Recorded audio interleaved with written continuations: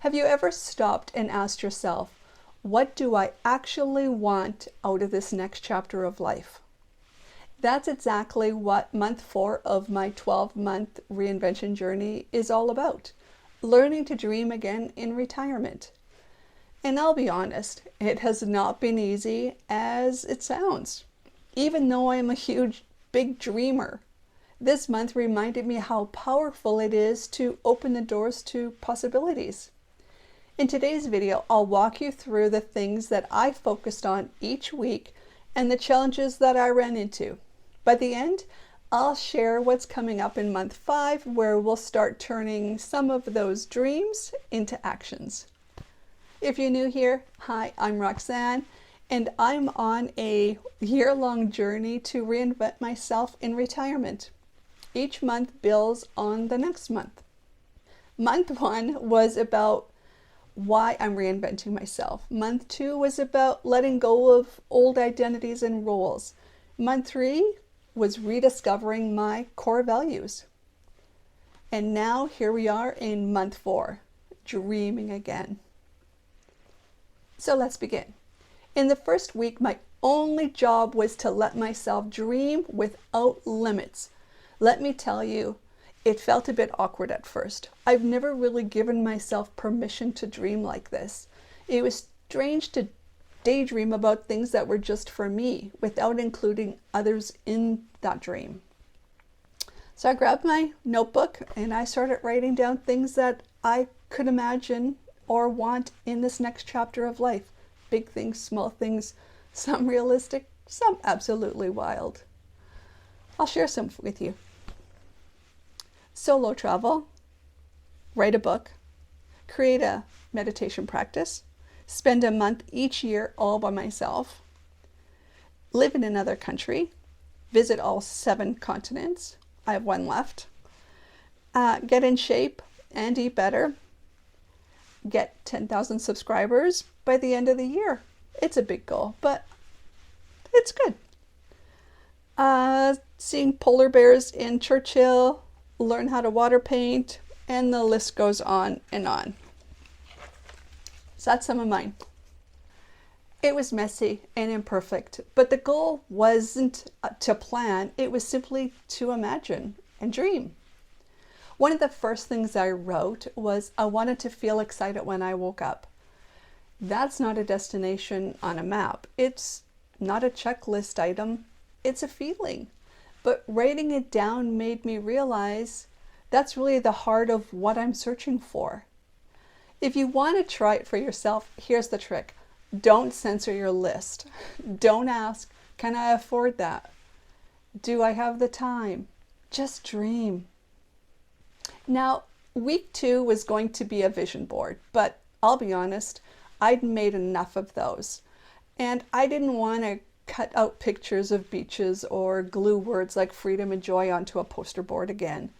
So instead, week 2 became about storytelling or manifesting.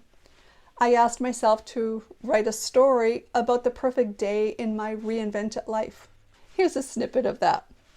I wake up early, not to an alarm clock, but to sunlight streaming through the window. I spend time meditating. I make coffee and I sit outside with my journal. Later in the morning, I head out for a walk, maybe through a quiet trail or a European village street.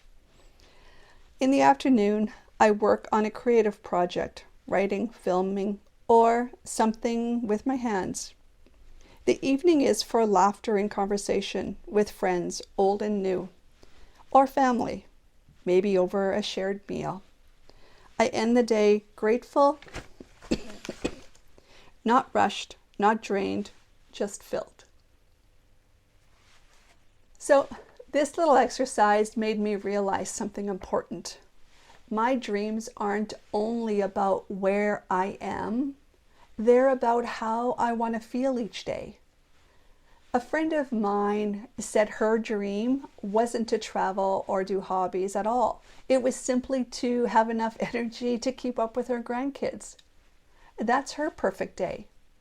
So if you don't want to make a vision board like me, try to write What's your perfect day story?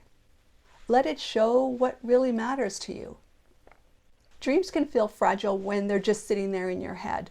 That's why in week 3, I chose to share a few of my crazier, bigger dreams with someone that I trust. I talked to a close friend about my dreams of more travel, of wanting to spend time creating videos and writing, and about my desire to keep learning new things, even at this age of life. And you know what happened? She lit up too. She said, I have been thinking the same thing. I don't want to just coast through retirement. I actually want to live it.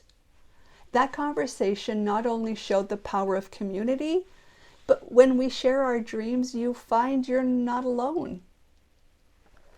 Maybe you want to start gardening. And when you share that, suddenly you find a neighbor that says, I've been growing tomatoes for years. Want me to show you how? Dreams can grow faster when they're spoken out loud. Let me know in the comments what your dreams are. By the last week of the month, I had a long list of dreams and had a beautiful story of my perfect day.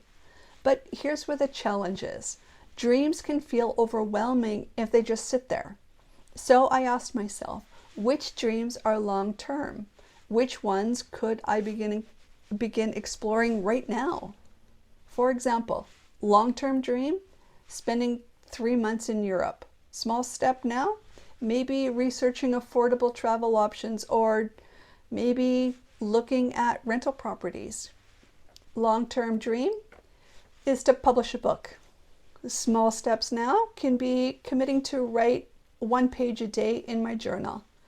Breaking it down into bite-sized steps made me realize I don't have to wait years to live my dreams.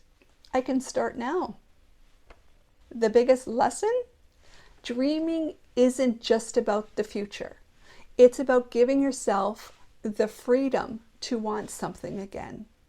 For me, it's not only about big trips and bold projects. It's also about small daily joys like slow mornings, creative afternoons, and meaningful conversations. So where do we go from here? Well, dreams don't mean much if they just sit on paper or in your head. That's why month 5 is all about trying new things. I'm going to start experimenting. Maybe take a solo trip, saying yes to opportunities, testing hobbies and experiences to see what truly lights me up. Some things might stick and some things won't.